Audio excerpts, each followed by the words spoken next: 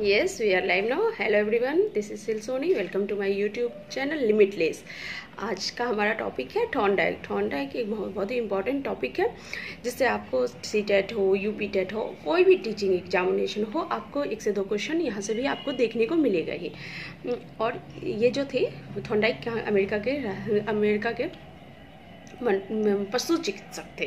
ये जो थे एक पशु चिकित्सक थे अमेरिका के। ठीक है, अब इसके बारे में डिटेल्स में जानेंगे हम आज के वीडियो में, और इसके साथ साथ ही इससे रिलेटेड कुछ 20 से 25 क्वेश्चन भी करेंगे। ठीक है, तो हमारे साथ बने रहे हमारे चैनल में। आते हैं टॉपिक पे, थॉर्नडाइक के सिद्धांत। आज का हमारा टॉपिक है थॉर्नडाइक के सिद्धांत। ठीक है, थॉर्नडाइक के, अब इससे समझते हैं थॉर्नडाइक के सिद्धांत। इसे प्रयत्न एवं भूल का भी सिद्धांत कहा जाता है। ठीक है,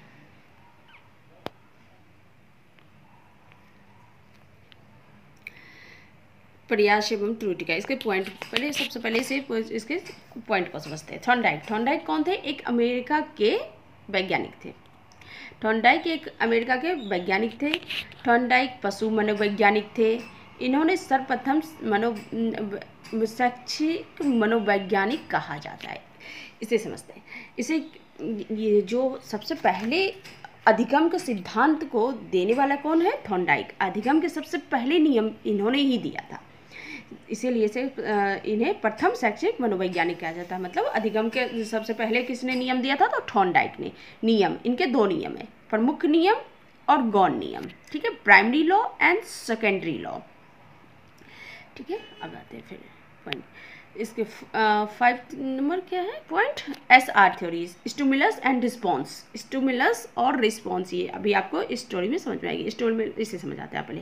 थॉर्नडाइक को प्रयास एवं त्रुटि का सिद्धांत दिया है। वो सोचते थे कि अगर किसी चीज़ को करने की उत्तेजना जितनी अधिक उत्तेजना होगी उतना ही अच्छा रिस्पॉन्स आएगा। जितना अच्छा आपका स्टिमुलस होगा, उत्तेजना होगा किसी चीज़ को करने का, तो उससे उतना ही अच्छा रिस्पॉन्स भी आएगा। अच्छा रिस्पॉन्स आएगा तो आप बार बार अनुक्रिया करेंगे, बार बार करने की कोशिश करेंगे, और बार बार दोहराएंगे तो उसका रिजल्ट क्या आएगा? कुछ ना कुछ तो सीखेंगे ही। अगर बार बार प्रयास किया जाए तो कुछ ना कुछ बंदा को हासिल होगा ही, सीखेगा ही। यही था SR थ्योरी। अब है 2 book written by Thorndike, education, philosophy and animal intelligence. 2 book लिखा था थॉर्नडाइक ने। 2 बुक लिखी है, education, philosophy and animal intelligence. 2 book इन्होंने लिखा था। आप समझते हैं इनके सिद्धांत को। थॉर्नडाइक के सिद्धांत क्या क्या है? संबंधवाद का सिद्धांत किसने दिया? थॉर्नडाइक ने। प्रयत्न भूल का सिद्धांत किसने दिया? तो थॉर्नडाइक ने। प्रयास एवं त्रुटि का सिद्धांत किसने दिया? तो थॉर्नडाइक ने। ये आपको पहले पॉइंट में क्लियर कर दिया था। उद्दीपन का सिद्धांत, तो ये क्या है? उद्दीपन का सिद्धांत ये भी किसने दिया था? थॉर्नडाइक ने दिया था उद्दीपन और क्रिया का सिद्धांत। पहले समझते उद्दीपन क्या है। इसका आपको मतलब समझ आ रहा है? नहीं आ रहा होगा क्योंकि थोड़ा सा टिपिकल हिंदी है। इसका मतलब होता है लक्ष्य, एम जो होता है लक्ष्य का सिद्धांत किसने दिया? तो थॉर्नडाइक ने। ठीक है, अब इनकी प्रयोग के बारे में समझते हैं। इनकी प्रयोग किस पे थी? बिल्ली पे। थॉर्नडाइक ने अपनी प्रयोग किस पे की है? तो वो है बिल्ली पे। अब थॉर्नडाइक के प्रयोग अब इसे समझते हैं। थॉर्नडाइक ने अपनी प्रयोग बिल्ली पे की, एक भूखी बिल्ली पे की। बिल्ली को कुछ दिनों के लिए भूखा रखने के लिए पिंजरे में बंद कर दिया गया और पंजल बॉक्स कहते हैं जिसे, उसे बंद कर दिया गया। पिंजरे के बाहर भोजन के रूप में मछली का टुकड़ा रख दिया गया। बाहर में क्या रख दिया गया? उसका फेवरेट चीज मछली का टुकड़ा रख दिया गया। पिंजरे के अंदर एक लीवर था। एक लीवर मतलब ये जो है, ये पिंजरा है, आप यहाँ पे इसका लीवर लगा हुआ है जिसपे मतलब पैर रखने से, दबने से पिंजरा खुल जाएगा। तो ये हो गया ये। अब क्या है? यहाँ पे फिश रखा हुआ है और यहाँ पे हमारी कैट है। ठीक है, तो भूखी बिल्ली ने भोजन प्राप्त करने के लिए पिंजरे से निकलने के लिए अनेक त्रुटिपूर्ण कार्य किया। लेकिन के लिए क्या? उद्दीपन का कार्य किया। मतलब लक्ष्य प्राप्त करने के लिए बहुत कार्य किया। मतलब गलत कार्य किया, जरूर सही कार्य करता तो एक बार में निकल कर खा लेता, पर उसने बहुत त्रुटिपूर्ण कार्य किया। उद्दीपन के कारण बिल्ली की अनुक्रिया किया। उद्दीपन के कार्य मतलब स्टिमुलस, अपना उत्तेजना बढ़ा तो क्या किया? रिस्पॉन्स किया। मतलब भूख जो है एक तरह की उत्तेजना हुई, भूख लगा तो मतलब उसका उत्तेजना बढ़ा तो रिस्पॉन्स कर रहा था, बार बार झपट्टा मार रहा था, यहाँ वहाँ पिंजरे में बार बार पंजा मार रहा था कि बाहर आए। कैसे वो बाहर आया और मछली खाए, अपनी भूख मिटाए। तो क्या हुआ, एक टाइम में उसका पैर लीवर से जात दबा, तो दरवाज़ा अपने आप खुल गया। अब दरवाजा जैसे खुला, भूखी बिल्ली पिंजरे से निकल कर मछली खा लिया और अपनी भूख को शांत किया। तो थॉर्नडाइक ने इस प्रयोग में इसी चीज़ को बताने का प्रयत्न किया है कि जब हम प्रयास करेंगे तो त्रुटि होगी, गलतियां होगी, पर अंत में हम अपने लक्ष्य तक जरूर पहुंचेंगे, यानी सीख जाएंगे, उस चीज़ को सीख जाएंगे। ये जो थॉर्नडाइक का सिद्धांत था इसी चीज़ पे था कि हम मतलब किसी चीज़ को लगातार कोशिश करते जाएंगे, गलतियां तो ज़रूर होगी लेकिन हम अपने लक्ष्य पर भी ज़रूर पहुंचेंगे। अब आते हैं हमारे थॉर्नडाइक के नियम पे। अब समझते हैं थॉर्नडाइक के नियम। थॉर्नडाइक ने 2 नियम दिए थे, 2 प्रकार के नियम दिए थे। एक है मुख्य नियम और है दूसरा गौण नियम। जिस मुख्य नियम primary law and secondary law. मुख्य नियम 3 प्रकार के होते हैं। मुख्य नियम जो होते हैं 3 टाइप के होते हैं और गौण नियम जो सेकेंडरी लॉ होते हैं वो 5 टाइप के होते हैं। ठीक है, क्लियर है। अब समझते हैं मुख्य नियम में कौन कौन से आते हैं। ठीक है, वो 3 से जो पार्ट है वो कौन कौन से हैं। अभ्यास का नियम क्या है, अभ्यास का नियम, तो लॉ ऑफ एक्सरसाइज। अच्छा यहाँ पे गलत प्रिंटिंग हो गया है, सॉरी। लॉ ऑफ एक्सरसाइज, ठीक है, एक्सरसाइज।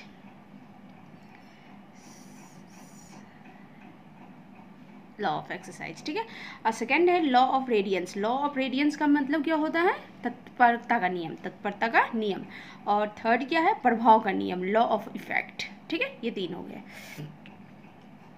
अब आते हैं सेकेंडरी लॉ। सेकेंडरी लॉ को समझते हैं। ठीक है, सेकेंडरी लॉ में कौन कौन से हैं।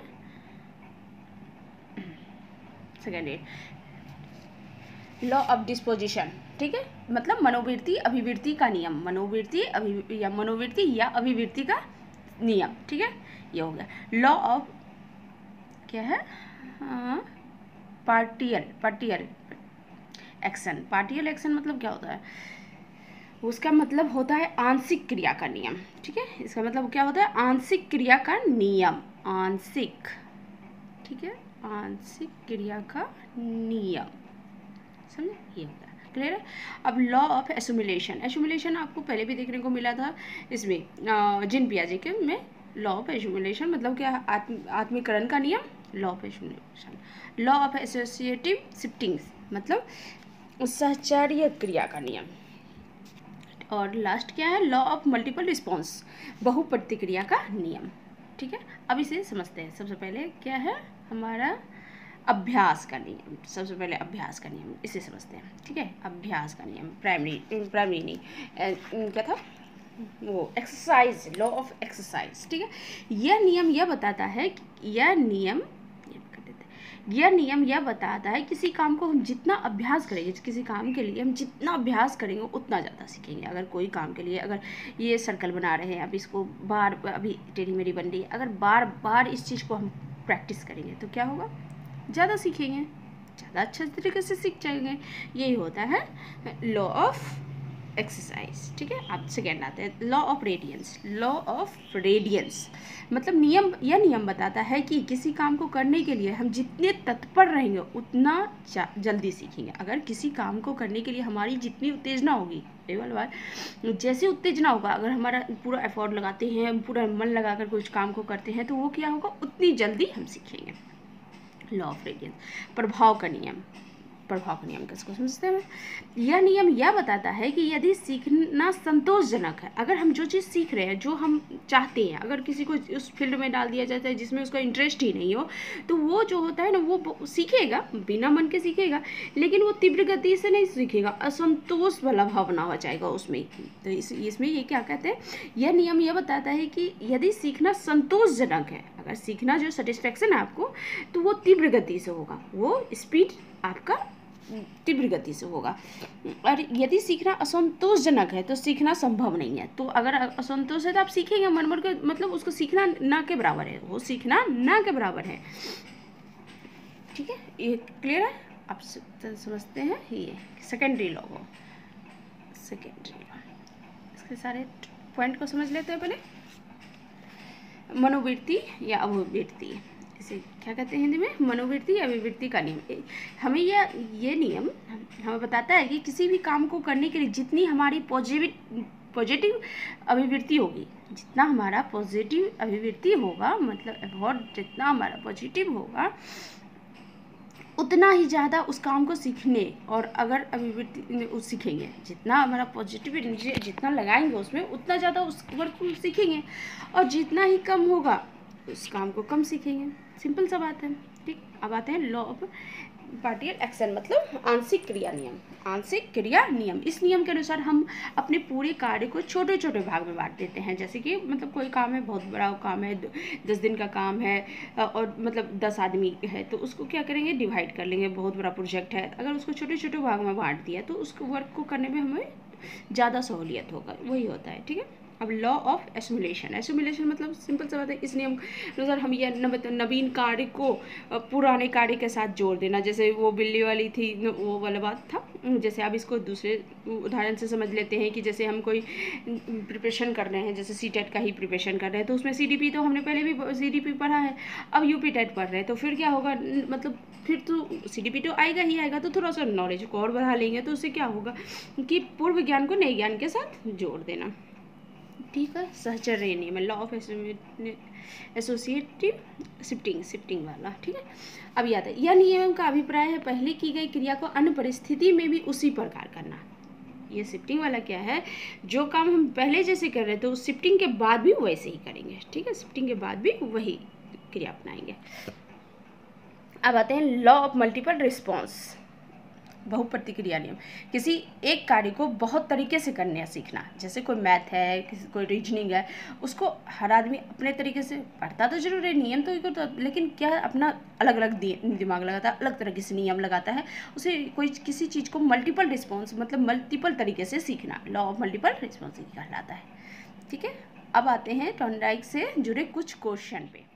क्वेश्चन मैंने बहुत ही सिंपल चुना है, मैं बाद में आगे प्रैक्टिस कराऊंगी, बट अभी इससे रिलेटेड कुछ क्वेश्चन सिंपल सा, बस इसी थॉर्नडाइक से रिलेटेड क्वेश्चन है, जो आपको थ्योरी पढ़ाई है उसी से रिलेटेड है, जो आपके दिमाग में फिट बैठ जाए। अगर इससे कहीं से भी क्वेश्चन आए तो आप इसे क्लियर कर सकें। तो समझते हैं, थॉर्नडाइक किस देश के मनोवैज्ञानिक थे? आपको पता है, ये अमेरिका के थे, ठीक है। अभी मैंने आपको डिस्कस किया था, थॉर्नडाइक किस देश के मनोवैज्ञानिक थे। छोटे छोटे क्वेश्चन होंगे इसमें, बट इंपॉर्टेंट होते हैं। क्या होता है, कभी कभी आप बहुत बड़े बड़े क्वेश्चन याद करके जाते हैं और वहाँ पे कुछ छोटे क्वेश्चन आ जाते हैं, तो लगता है कि मतलब बड़े क्वेश्चन तो याद कर लिया, छोटे क्वेश्चन तो दिमाग में है ही नहीं, इसीलिए, ठीक है। और सेकंड क्वेश्चन पे आते हैं, थॉर्नडाइक ने सीखने के कितने मुख्य नियम बताए हैं? कितने नियम बताए हैं? 3, ठीक है, 3, समझ गए। अब थर्ड क्वेश्चन पे आता है, थॉर्नडाइक ने अपने प्रयोग में किस जानवर का प्रयोग किया? तो किस जानवर का किया था? बिल्ली और चूहा को भी इन्होंने और भी प्रयोग किया है, जिसमें चूहे और बिल्ली को लेकर प्रयोग किया है। नेक्स्ट क्वेश्चन पे आते हैं। नेक्स्ट क्वेश्चन है, थॉर्नडाइक ने बुद्धि का कौन सा सिद्धांत दिया? बहुकारक सिद्धांत, ठीक है। थॉर्नडाइक ने बुद्धि का कौन सा सिद्धांत दिया? तो बहुकारक सिद्धांत। फिर समझते हैं नेक्स्ट क्वेश्चन, थॉर्नडाइक ने के अनुसार बुद्धि का प्रकार नहीं है। तो कौन सा बुद्धि का प्रकार नहीं है? जैविक बुद्धि। मूर्त अमूर्त सामाजिक सब थॉर्नडाइक का बुद्धि का प्रकार है। जो नहीं है वो क्या है? जैविक बुद्धि। अब 6 नंबर क्वेश्चन पे आते हैं।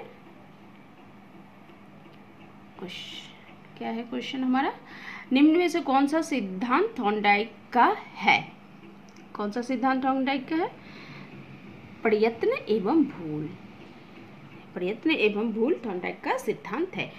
मनोविश्लेषित तो नहीं है, क्लासिक थ्योरी तो नहीं है, गोल्डस्टार्सवाद तो नहीं है, ठीक है। क्या है? तो प्रयत्न एवं भूल। किस मनोवैज्ञानिक ने पशु मनोवैज्ञानिक का पितामह माना जाता है? तो किसे माना जाता है? थॉर्नडाइक को, ठीक है। फिर चलते हैं, सीखने के नियम का प्रतिपादक किया। थॉर्नडाइक ने सीखने का जो सबसे पहले करने वाला है, अधिगम का प्रतिपादक तो वो कौन है, स्किनर। ठीक है, अब आते हैं 9 नंबर क्वेश्चन पे। मैंने कहा ना बहुत छोटे छोटे क्वेश्चन है, बस उसी से रिलेटेड है कि मतलब बड़े क्वेश्चन तो कर लेते हैं, बस छोटे छोटे क्वेश्चन क्या होता है हमारे माइंड से स्लिप कर जाती है, इसी वजह से इससे रिलेटेड है कि आपको दिमाग में से ये निकलेगा नहीं। SR थ्योरी किसने दिया, तो थॉर्नडाइक ने किया। उद्दीपक का मैंने बताया, उद्दीपक का मतलब क्या होता है, लक्ष्य। और अनुक्रिया का सिद्धांत किसने दिया, तो थॉर्नडाइक ने दिया। संबंधवाद का सिद्धांत किसने दिया, तो ये भी थॉर्नडाइक ने दिया, ठीक है, क्लियर है। तो अब क्वेश्चन नंबर आते हैं 12 पे। ठीक है, संयोजवाद सिद्धांत किसने दिया, ठीक, 12 नंबर क्वेश्चन। संयोजवाद सिद्धांत किसने दिया, तो ये भी थॉर्नडाइक ने दिया। अधिगम का बंध सिद्धांत किसने प्रस्तुत किया, ठीक है, जितने भी सिद्धांत है इससे आपको क्वेश्चन से क्लियर हो जाएगा, इसे भी थॉर्नडाइक ने दिया था। ठीक है, मनोवृत्ति का सिद्धांत किसने दिया, तो ये भी थॉर्नडाइक ने ही दिया। मनोवृत्ति का सिद्धांत ये भी थॉर्नडाइक ने दिया है। अब आते हैं थॉर्नडाइक द्वारा दिया गया नियम। थॉर्नडाइक ने कौन सा नियम दिया, तो प्रभाव का नियम तो थॉर्नडाइक ने दिया ही। और फिर अभ्यास का नियम ये भी थॉर्नडाइक ने दिया। और फिर क्या है, तत्परता का नियम इसे भी थॉर्नडाइक ने दिया। ठीक है, तो थॉर्नडाइक कौन सा, थॉर्नडाइक उसे भी थॉर्नडाइक ने दिया। अब आते हैं, तो उपरोक्त सभी हो जाएगा उसका। अब आते हैं 16 नंबर क्वेश्चन पे। थॉर्नडाइक के सीखने के कितने गौण नियम है, कितने गौण नियम थे, 5। कितने गौण नियम थे, 5। ठीक है, अब 17 नंबर क्वेश्चन। निम्नलिखित में से किसे प्रथम शैक्षिक मनोवैज्ञानिक कहा जाता है, किसे कहा जाता है अधिगम का पहला मनोवैज्ञानिक, तो थॉर्नडाइक को कहा जाता है। आते हैं फिर बहुप्रतिक्रिया। ठीक है, बहुप्रतिक्रिया कितने नंबर क्वेश्चन है, 18 नंबर। थॉर्नडाइक ने दिया। बहुप्रतिक्रिया का सिद्धांत किसने दिया, तो थॉर्नडाइक ने। आत्मीकरण का नियम किसने के द्वारा प्रस्तुत किया गया, उसने ये भी थॉर्नडाइक ने किया।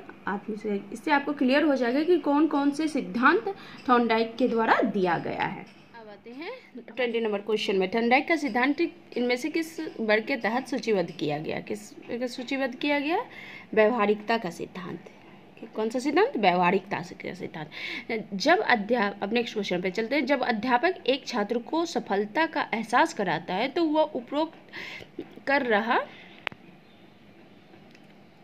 होता है, तो ये क्या होगा, प्रभाव का नियम। क्या कर रहा होता है, प्रभाव का, कर रहा होता है प्रभाव का नियम।